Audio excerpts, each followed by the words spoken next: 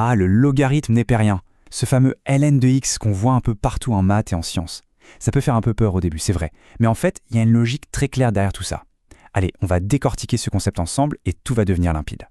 C'est parti. Et pour bien s'y mettre, on ne va pas commencer avec une définition ennuyeuse. Non. On va plutôt démarrer avec une petite énigme, un puzzle mathématique. Voilà notre point de départ. Une équation comme ça, ln de x plus 6 égale ln de 3.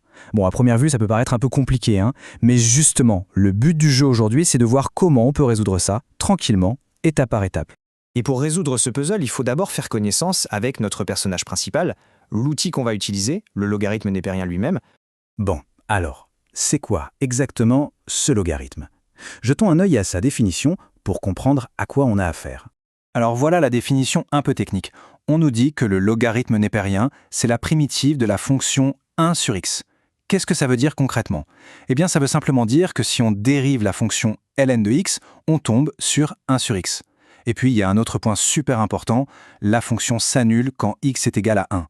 C'est de cette base que découlent toutes les règles qu'on va voir. Ok, et ça change quoi en pratique cette définition? Eh bien ça a 3 conséquences directes. La première, c'est que le logarithme, ça ne marche que pour les nombres qui sont strictement positifs. On ne peut pas calculer le ln d'un nombre négatif ou de 0. Deuxièmement, vu qu'il s'annule en 1, on sait que ln de 1, ça fait toujours 0. Et enfin, c'est une fonction qui ne fait que monter, elle est toujours croissante. Maintenant, attention, on arrive à l'indice le plus important, celui qui va nous permettre de résoudre notre énigme. On peut vraiment l'appeler la règle d'or des équations avec des logarithmes. Cette propriété, c'est un peu notre arme secrète. C'est elle qui va nous permettre de tout simplifier et de résoudre les problèmes. S'il y a une seule chose à retenir, c'est vraiment celle-là. Et ce qui est génial avec cette règle, c'est sa simplicité. Regardez, si on a ln de x qui est égal à ln de y, eh bien ça veut tout simplement dire que x est égal à y. C'est aussi simple que ça. Et ça marche aussi pour les inégalités. En gros, cette équivalence nous donne le droit de faire sauter les logarithmes de chaque côté pour ne garder que ce qu'il y a à l'intérieur. Bon, maintenant qu'on a la définition et surtout notre règle d'or, il est temps de revenir à notre puzzle du début et de le résoudre une bonne fois pour toutes. Pour ça, on va suivre une méthode super simple en 2 étapes. Étape 1, on cherche ce qu'on appelle le domaine de définition.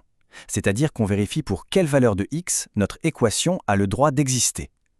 Et étape 2, on résout l'équation maintenant qu'elle est simplifiée grâce à notre fameuse règle d'or. Alors, on y va avec notre équation. Première étape, le domaine. Pour que ln de x plus 6 puisse exister, on a vu qu'il faut que ce qu'il y a dedans, donc x plus 6, soit strictement plus grand que 0. Un petit calcul, et ça nous dit que x doit être strictement plus grand que moins 6. Parfait. Deuxième étape, on utilise notre règle d'or. L'équation ln de x plus 6 égale ln de 3 devient x plus 6 égale 3. Et là, c'est juste une petite équation super simple à résoudre, et on trouve x égale moins 3.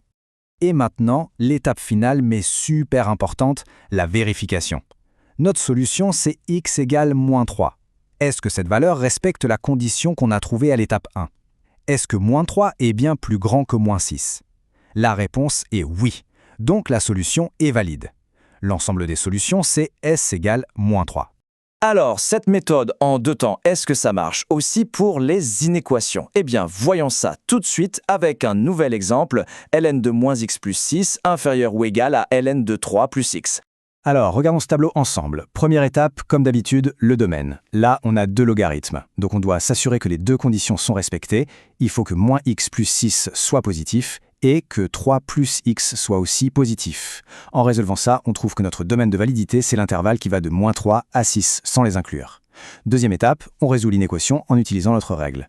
On obtient moins x plus 6 plus petit ou égal à 3 plus x, on résout et ça nous donne x plus grand ou égal à 3 sur 2. Et enfin, on met tout ça ensemble. La solution doit être dans le domaine de validité. Donc, on cherche les x qui sont à la fois plus grands que 3 sur 2 et dans l'intervalle moins 3, 6. La solution finale, c'est donc l'intervalle qui va de 3 sur 2 inclus jusqu'à 6 exclus. Ok, donc là, on a une méthode qui marche à tous les coups. C'est solide. Mais maintenant, on va voir quelques raccourcis, des sortes de power-ups algébriques qui peuvent rendre des expressions vraiment compliquées beaucoup plus simples. Ces propriétés algébriques, ce sont des outils hyper puissants. Il ne faut surtout pas les voir comme des formules à apprendre par cœur. Pensez-y plutôt comme des leviers, des manières de transformer une expression compliquée en quelque chose de beaucoup plus gérable. Tenez, regardez-moi cette expression par exemple. A égale ln de racine de 2 moins racine de 2 plus ln de racine de 2 plus racine de 2. À première vue, ça a l'air d'être un sacré casse-tête, on est d'accord. Et pourtant, la clé pour résoudre ça, c'est un de nos fameux power-ups. La propriété qui dit que ln de a plus ln de b, c'est tout simplement égal à ln de a fois b. La somme des logarithmes, c'est le logarithme du produit.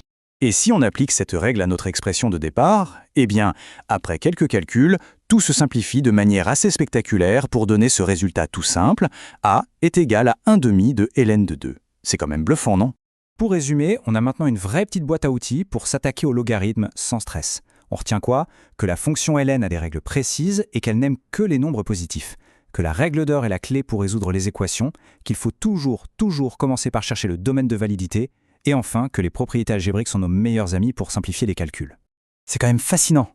Le logarithme, ça a transformé une multiplication qui avait l'air compliquée en une simple addition. Ça fait réfléchir, non?